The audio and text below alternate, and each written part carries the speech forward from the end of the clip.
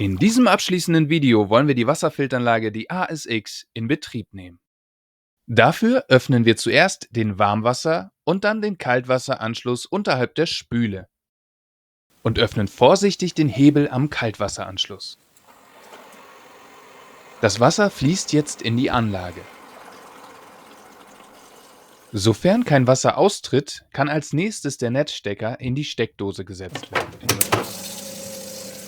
Damit die ASX jetzt gefiltertes Wasser produzieren kann, öffnen wir den kleinen Hebel am 3-Wege-Wasserhahn. Über den großen Hebel können wir überprüfen, ob Warm- und Kaltwasser richtig funktionieren. Bevor wir das erste Wasser trinken, lassen wir es zweimal für ca. 30 Minuten laufen. Noch ein kleiner Tipp zum Abschluss. Wir haben alle Schlauchverbindungen einmal mit Kabelbindern fixiert, um ein wenig mehr Ordnung im Unterschrank zu haben.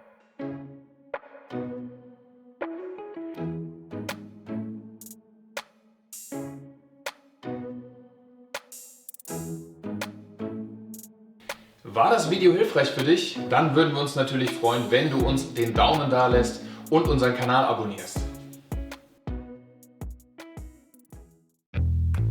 Hat dir unser Video gefallen? Dann vergiss uns nicht zu liken.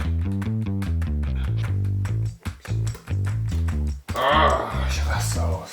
Filter.